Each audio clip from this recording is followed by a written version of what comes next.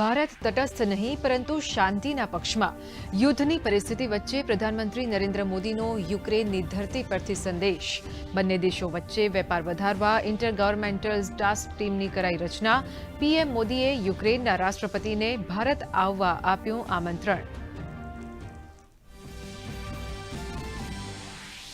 ભારત અને યુક્રેન કૃષિ તેમજ વિજ્ઞાનના ક્ષેત્રોમાં સાથે મળીને કરશે કામ પીએમ મોદીએ રાષ્ટ્રપતિ ઝેલેન્સ્કી સાથે યુદ્ધમાં શહીદ થયેલા બાળકોની સમાધિ ઉપર અર્પી શ્રદ્ધાંજલિ તો યુક્રેનને સોંપી વિશ્વની સૌથી નાની પોર્ટેબલ હોસ્પિટલ ભીષ્મક્યુ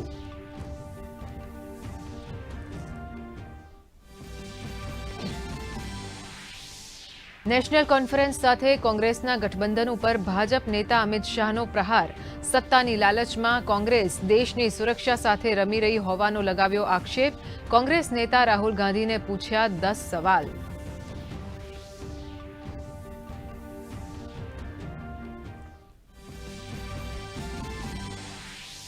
બુટલેગરો ભૂમાફિયા ડ્રગ માફિયા અને ભ્રષ્ટ અધિકારીઓની હવે ખેર નહીં 3 વર્ષની સજા પામેલ તેમજ ગુનાઓ દ્વારા 1 કરોડથી વધુની મિલકત ઊભી કરનારા આરોપીઓ વિરુદ્ધ 1 વર્ષની અંદર કરાશે કાર્યવાહી દાગીના શેર સહિતની મિલકતોની કરાશે જપ્તી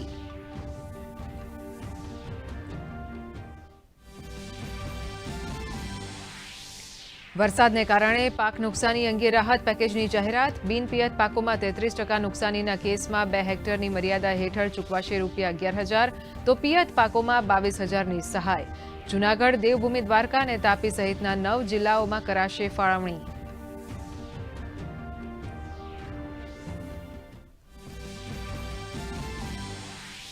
વિધાનસભામાં કોંગ્રેસ નેતા અમિત ચાવડા દ્વારા રજૂ કરાયેલ જાતિ આધારિત વસ્તી ગણતરીના પ્રસ્તાવ મામલે પ્રવક્તા મંત્રી ઋષિકેશ પટેલની પ્રતિક્રિયા કોંગ્રેસ ઉપર વોટ બેંકની રાજનીતિ કરવાનો લગાવ્યો આરોપ તો જનગણનાને બતાવ્યો કેન્દ્રનો વિષય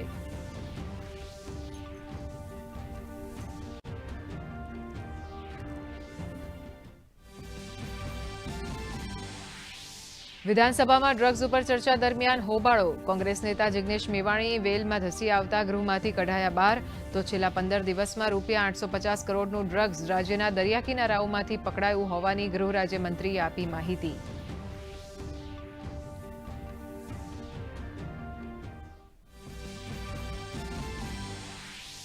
રાજ્યમાં ફરી જામ્યો વરસાદી માહોલ વડગામમાં 2 કલાકમાં 4 ઇંચ વરસાદ તો અંબાજી હાઈવે ઉપર ઢીચણ સમાણા પાણી ભરાતા મુસાફરોને હાલાકી નડિયાદના મુખ્ય માર્ગો પણ પાણીમાં ગરકાવ આવતીકાલે વલસાડ દમણ અને દાદરા નગર હવેલીમાં અત્યંત ભારે વરસાદને પગલે અપાયું રેડ એલર્ટ